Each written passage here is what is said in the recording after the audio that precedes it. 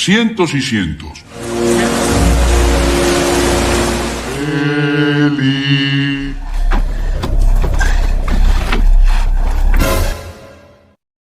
Halo, apa kabar semua? Kumaha Daramang? Semoga Daramang dan banyak uang. Masih bersama saya X Kartap yang selalu menyajikan alur cerita film yang mantap-mantap dan nontonnya harus sambil kutap-ketap. Di video kali ini saya akan menyeritain film perampokan bank dengan cara yang unik, sopan santun, tanpa kekerasan, tanpa korban. Pokoknya gaskeun aja langsung ke alurnya. Mari cerot!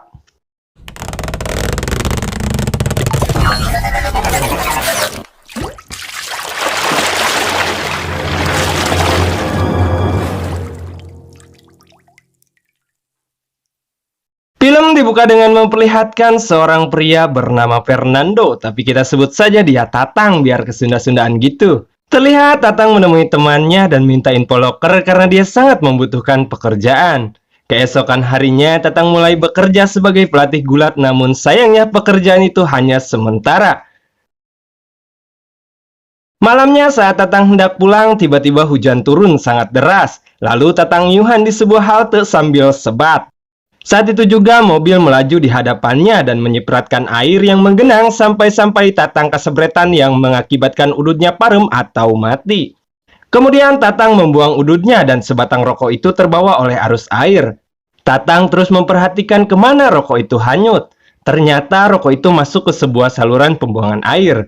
Tatang melihat ada bank di dekat situ. Kemudian Tatang mencari tahu akhir dari saluran pembuangan air itu. Dan ternyata menuju ke sebuah sungai yang terdapat saluran air bawah tanah yang sangat besar.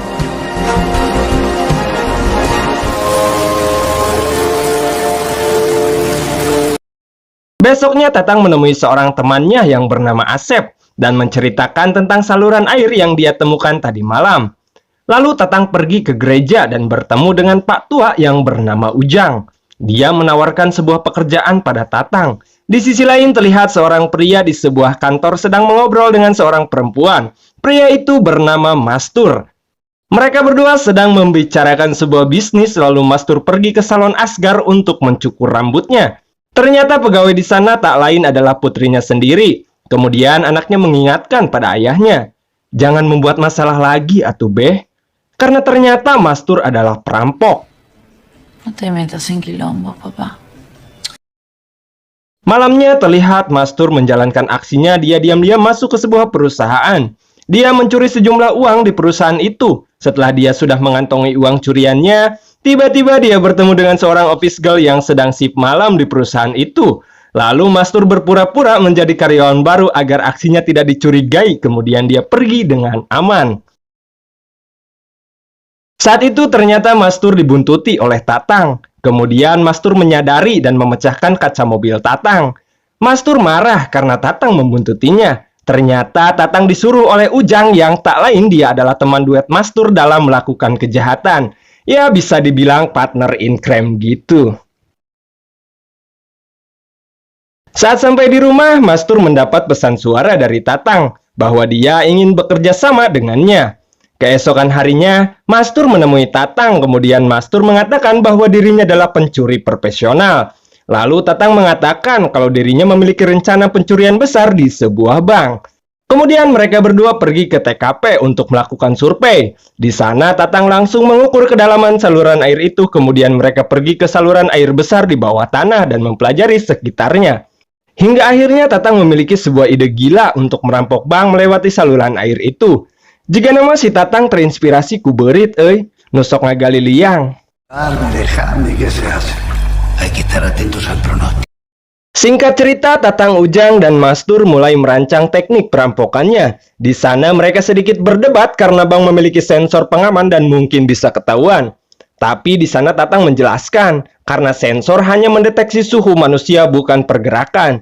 Ternyata Tatang juga sudah merancang baju anti sensor. Lalu Mastur menanyakan bagaimana caranya membuka lemari besi. Tatang menjawab dengan santai, "Tenang bere aing waktu jang mikir sakedeung." Keesokan harinya Tatang dan Asep pergi ke bank tersebut untuk melakukan survei dari dalam. Tatang memotret ruangan itu, tapi ketika saat akan pergi perbuatannya ketahuan oleh satpam di sana.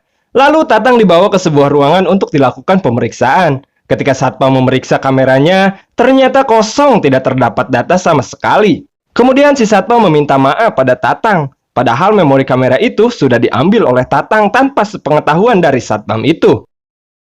Lalu Tatang, Asep, Ujang, dan Mastur terlihat sedang merencanakan jalan yang akan mereka tempuh. Ujang pun langsung mengukur jarak saluran air ke bank dengan menggunakan ban sepeda. Keesokan harinya mereka kembali berdiskusi untuk menentukan arah yang akan mereka tempuh dalam perampokan nanti. Tak lama kemudian Asep datang, lalu mereka pergi ke terowongan saluran air itu dan mulai melakukan penggalian untuk jalur perampokannya.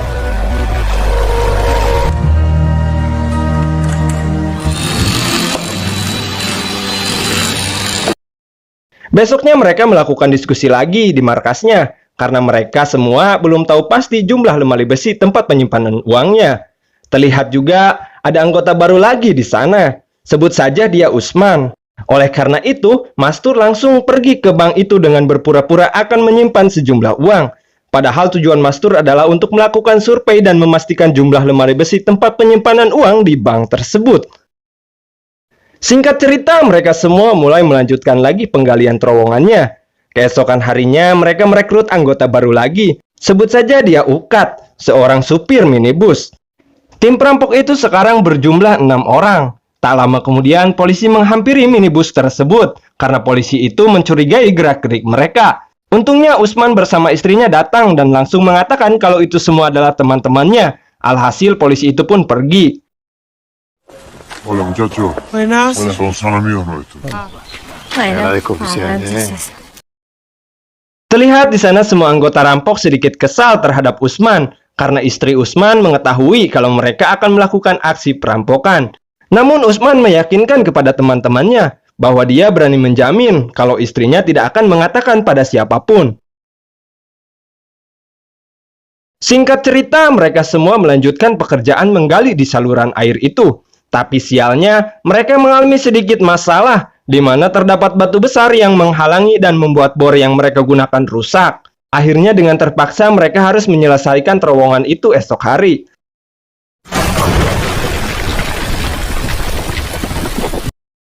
Malamnya terlihat Tatang sedang rebahan santuy dengan kekasihnya sambil melihat bintang. So sweet.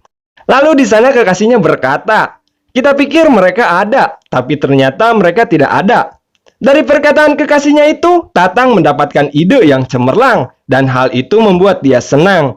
Kemudian Tatang langsung bergegas pergi ke sebuah apartemen untuk menemui Mastur. Di sana Tatang menyarankan pada Mastur untuk melakukan perampokan di siang hari, karena pada saat siang hari, alarm tidak diaktifkan. Hal itu menjadi nilai plus untuk memudahkan aksi mereka.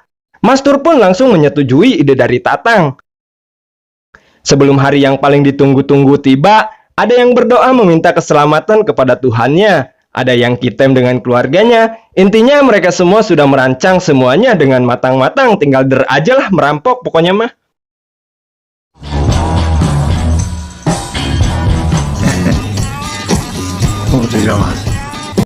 Singkat cerita, hari yang ditunggu-tunggu pun akhirnya tiba.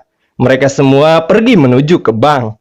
Mereka juga melumuri jari mereka dengan sebuah lem agar sidik jari mereka aman. Sedangkan Asep pergi menuju terowongan yang mereka sudah persiapkan sebelumnya. Akhirnya mereka sampai di bank itu. Tatang bareng Usman, sedangkan Mastur bersama Ujang. Mereka berpura-pura akan menyimpan sejumlah uang di bank itu. Mastur dan Ujang menuju lantai 2, kemudian mereka memakai topeng dan mulai beraksi. Saat mereka menodongkan senjata, semua orang di sana mulai panik dan ketakutan. Mereka semua tiarap dan hanya bisa pasrah dengan keadaan saat itu. Si satpam dengan cepat langsung menelepon pihak kepolisian. Para pegawai bank hanya bisa mematuhi semua perintah yang diminta oleh para perampok itu. Kemudian Ujang langsung menuju parkiran dan menggembok pintu gerbang parkiran sebelum polisi datang. Tak lama kemudian polisi datang. Di sana Tatang langsung bersandiwara dengan menyandra seorang pria gendut dan mengancam akan menembaknya kalau polisi mendekat. Lalu Tatang mengunci pintu utama dari bank tersebut.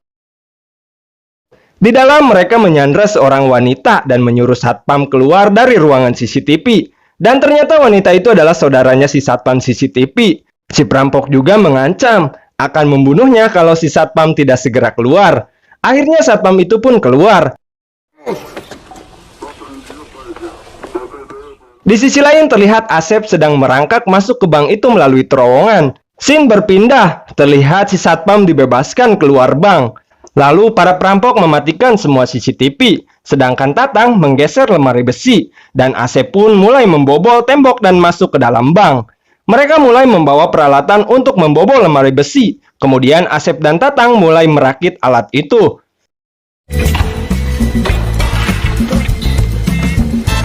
Sebelumnya mereka sudah menguji coba alat itu agar bisa membobol lemari besi dalam waktu 7 detik. Mereka mulai menyalakan alat itu dan langsung membobol satu persatu lemari besi tempat penyimpanan uang. Sedangkan di luar, polisi, reporter, blogger, dan warga sekitar berdatangan. Asep dan Tatang sudah mulai mengemas uang dan perhiasan yang sudah berhasil dibobol dari lemari bank tersebut. Sedangkan Ujang, Mastur, dan Usman menyandra orang-orang di bank itu.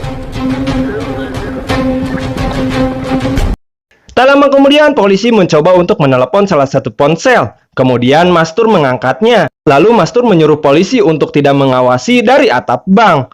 Mastur pun membingungkan polisi dengan kata-katanya. Tatang masih sibuk mengumpulkan uang dan emas batangan. Sedangkan polisi sedang sibuk merancang strategi untuk menangkap perampok itu. Singkat cerita, Tatang dan Asep masih sibuk mengumpulkan uang sebanyak-banyaknya. Sedangkan polisi masih terjebak dalam kebuntuan untuk bertindak. Di dalam tiba-tiba ponsel berdering dan ternyata itu adalah ponsel nenek tua. Lalu nenek itu berkata, "Hari ini ulang tahunku." Dengan santainya para perampok merayakan ulang tahunnya. Orang-orang terlihat bingung dengan para perampok itu. Kemudian si perampok membebaskan nenek tua itu.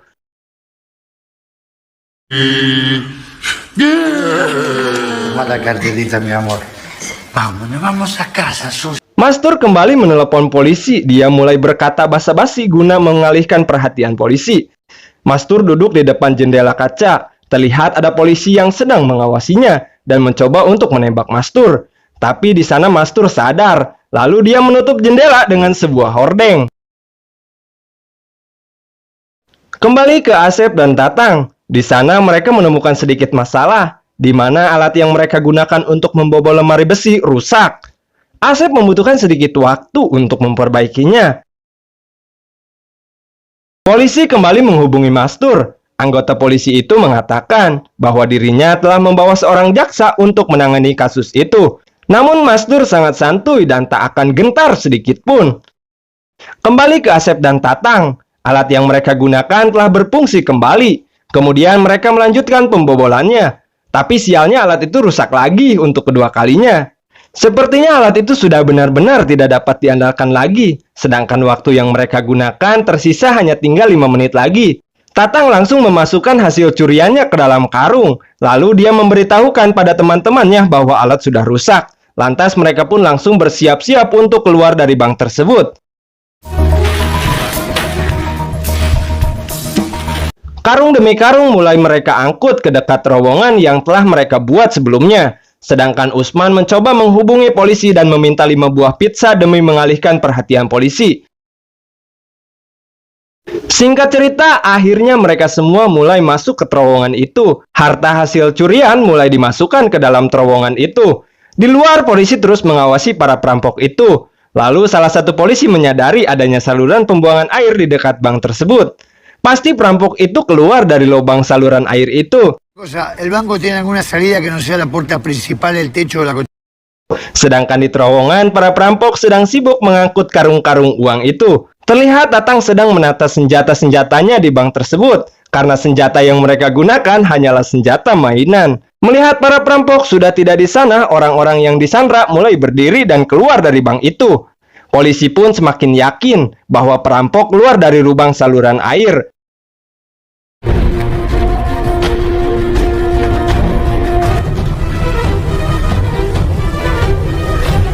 Polisi langsung bergegas menuju ke pembuangan akhir dari saluran air itu. Di dalam bank, Mastur masih sibuk mengepel dan membereskan bekas runtuhan tembok. Di luar, sebagian polisi mulai mencoba masuk ke bank itu.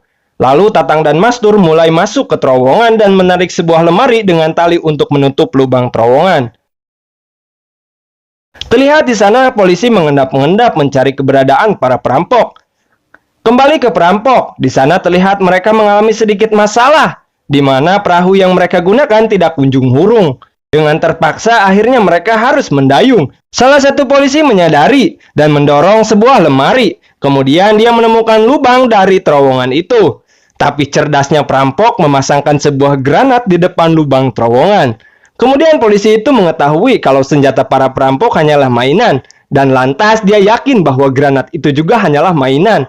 Dan benar saja granatnya hanyalah cocokan budak atau mainan anak-anak. Di sisi lain, Mastur terus mencoba menyalakan perahunya, hingga akhirnya perahu itu pun menyala.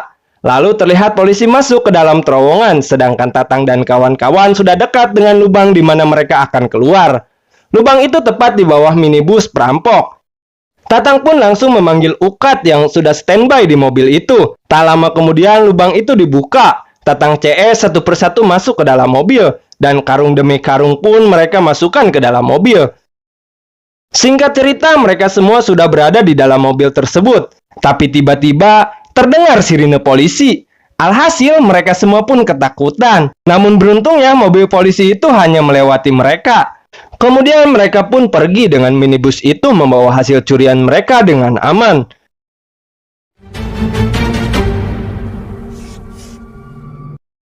Karena kejadian itu, para polisi merasa dibodohi. Mereka melihat ada pesan berupa tulisan dari para perampok itu. Begini quotes-nya.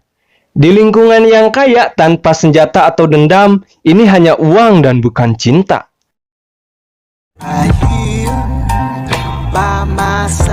Terlihat para perampok sedang berada di markasnya dengan uang melimpah dan emas batangan yang tak terhitung jumlahnya. Mereka berenam sangat puas sekali dengan apa yang mereka dapatkan. Kemudian mereka berselebrasi karena telah berhasil menjalankan semua rencana mereka dan mendapatkan hasil yang memuaskan. Lalu mereka mengeringkan uang-uangnya karena basah terkena air sungai, sedangkan minibus yang mereka gunakan dibakar untuk menghilangkan barang bukti. Para perampok itu kemudian pulang ke rumah masing-masing. Tatang rebahan sambil menonton berita perampokan itu. Mastur berendam sambil menikmati perhiasan hasil curiannya. Ujang melakukan persembahan kepada Tuhannya. Asep membelikan mainan canggih untuk anaknya. Usman pulang kemudian disambut gembira oleh istrinya.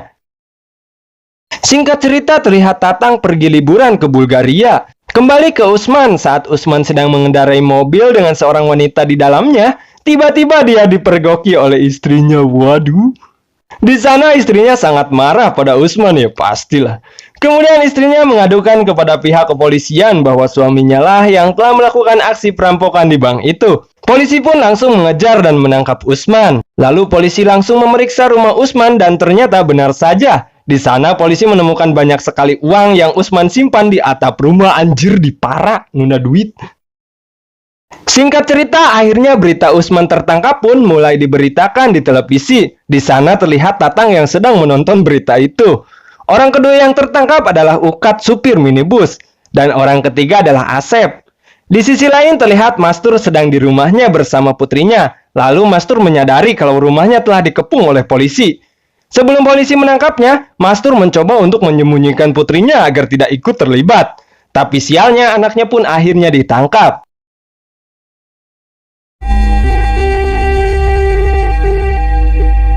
Saat di kantor polisi, anak Mastur dilepaskan karena dia tidak bersalah.